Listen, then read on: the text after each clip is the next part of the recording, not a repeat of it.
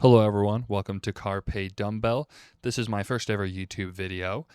This channel is mainly going to be about the things that randomly pop into my head, mainly supplements, weightlifting, hiking, MMA, and certain things around that. But for today, we're going to talk about creatine. Now, creatine is this massive, probably the most popular supplement in the world. Everyone knows about it, but not everyone knows why it works, how it works, and there's a lot of weird urban legends and myths around creatine. And for the first video, I thought it'd be great if you went and debunked a lot of those myths and talked about creatine on a pretty nerdy level to start. Quick side note here, I'm not sponsored by this company here, but let's get into it. So, creatine is the most researched supplement ever in all of sports nutrition, all of life. And because of that, because of its popularity, it's so misunderstood.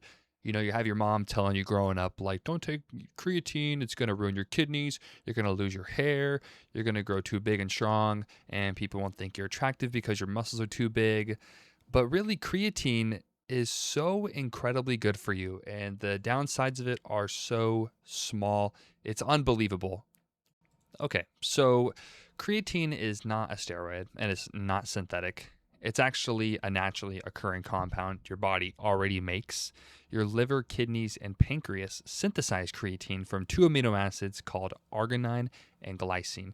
And in that process that we'll talk about, there's this methyl donor called S-adenosylmethionine. I didn't say that right, but roughly 95% of the creatine in your body gets stored in your skeletal muscle, and then you'll have a little bit left over in your brain or your testes if you got a pair of those. Now, you also get creatine from food as well, mainly your red meat and fish. But a normal diet will only get you about 1 to 2 grams a day. And even with a good diet, your muscle creatine stores will only sit at around 60 to 80% of their maximum capacity. So now we have this gap between what our body naturally holds and what our muscle cells can actually store. And this gap is the entire reason creatine supplementation exists in the first place. It's also why vegetarians and vegans who get less natural dietary creatine will often see a bigger jump in muscle creatine levels when they start taking it. And so creatine isn't the exotic part.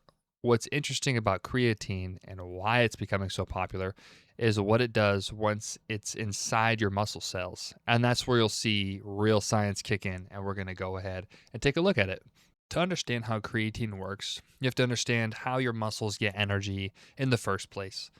So, in every muscle contraction, there's this molecule called ATP, which stands for adenosine triphosphate.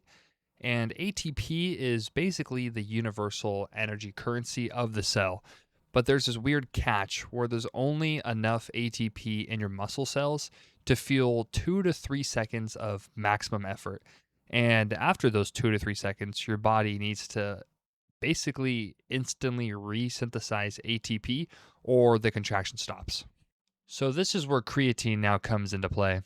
And this next part can get a little confusing, so I'll keep it simplified and I'll go slow. So inside your muscle cell, creatine gets bonded to a phosphate group called phosphocreatine or PCR. So when your muscle burns through its ATP during a heavy lift or sprint or whatever, another enzyme called creatine kinase comes and grabs that phosphate group off of phosphocreatine and it hands it to leftover ADP, and that creates ATP almost instantly. This reaction is so incredibly fast, doesn't require oxygen, and it restores ATP in a matter of milliseconds, which is why the phosphocreatine system is the dominant energy pathway for the first 10 to 15 seconds of max effort, which is like a heavy squat, max effort deadlift, or like a 40-yard sprint. Researchers actually refer to this whole setup as the phosphocreatine shuttle. And to go on a bit of a side tangent here, creatine doesn't just regenerate ATP on the spot. It also kind of acts like a energy transport system, shuttling high energy phosphate groups from the mitochondria, which is where ATP is produced, out to the myofibrils, where ATP is actually consumed during contraction. And some researchers will describe creatine kinase kind of like a energy buffer for the whole cell, smoothing out the mismatch between energy where it's produced and where it's needed. The part that really matters for your training overall is the more phosphocreatine you have stored in a muscle cell, the more of this rapid, non oxygen dependent energy regeneration you can do before you have to slow down. And a typical untrained muscle sits at around 120 to 140 millimoles of phosphocreatine per kilogram of dry muscle. And when you start supplementing creatine, that can push it up to 150 to 160 millimoles per kilogram. And that doesn't sound like a lot, but that small expansion can actually add a lot more explosive and short term energy for your muscle.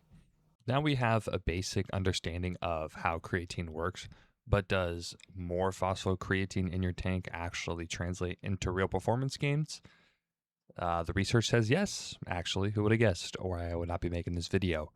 So, a large body of resistant training research shows that creatine supplementation reliably improves high intensity short term performance, like what I said earlier, short term strength output, power output, and the ability to just complete more total reps across a large training session.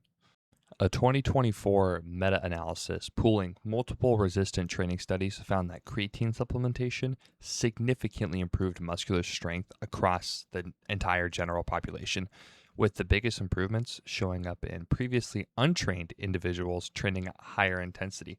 I mean, and it makes sense because if your muscle can regenerate ATP faster between reps, you're going to produce more force for reps before fatigue sets in.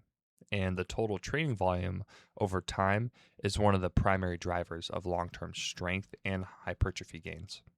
And the organization that's done the most comprehensive review of this evidence is the International Society of Sports Nutrition, which is a hell of a title.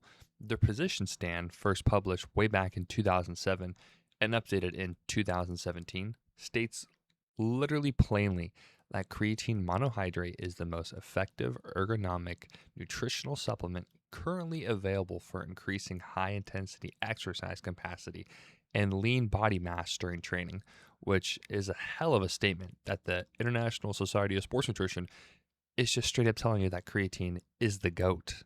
And by GOAT, I mean the GOAT in high intensity exercise capacity and lean body mass during training. Now, let's address probably the most popular myth when it comes to creatine, and it's, does creatine hurt your kidneys? And multiple systematic reviews and meta analysis have looked directly at this question, and the answer in healthy individuals is no. One meta analysis in the Journal of Renal Nutrition found that creatine supplementation did not significantly alter kidney function markers like plasma urea. And in a more recent 2025 meta analysis, it found similar things. No meaningful changes in the filtration rate, which is the gold standard of how your kidneys are doing because your kidneys filter blood. So if you can measure how well they're filtering with the supplementation of creatine, you can get an idea of if any like kidney damage is happening or if the creatine is damaging your kidneys and so on. There's also an important caveat that we have to go over, and that's the difference between creatine and creatinine. Creatinine is a breakdown product of creatine metabolism itself. So sometimes when people are using creatine, they'll see a slight rise in creatinine serum levels in their blood on like a blood test. And this does not indicate kidney damage. It's important to let your doctor know that, hey, I'm taking creatine and you might notice a difference in my creatinine levels. And the ISSN position stand goes even further than this, stating that there's no compelling evidence that creatine monohydrate causes any detrimental effects in healthy individuals, even at doses as high as 30 grams a day, sustained for 5 years. So this whole creatine argument that creatine damages your kidneys is more internet folklore than actual science itself. And it's important to kind of see through all that, which is one of the reasons why I'm making this video. So, and this video kind of sucks so far, but that's okay. We're learning. So we're doing all this talking about creatine and how kick-ass it is, but now you're probably wondering, oh, well, how do I start taking it? So first, we're going to want pure creatine monohydrate. It's so popular. Just go on Amazon, read a few third-party lab test results, and try and pick a creatine brand that's not too expensive, preferably unflavored, no additives. When you look at the ingredient label, that shit should just say creatine monohydrate. And so, one of the common approaches people will use to get to full muscle saturation is the loading phase. The loading phase is kind of disputed. I never personally did a loading phase. I just started at 5 gram doses a day before my workouts and did that for many years. I've recently updated it to 10 grams a day, and I'll actually go and do 20 grams on a day where I did not get a lot of sleep, because creatine has also been proven to help reduce sleep fatigue and poor sleep symptoms at doses up to like 25 grams, but it all depends on how much you weigh, because creatine is a weight-based drug. So the loading phase is roughly 20 grams per day, split into 4 5 gram doses for 5 to 7 days.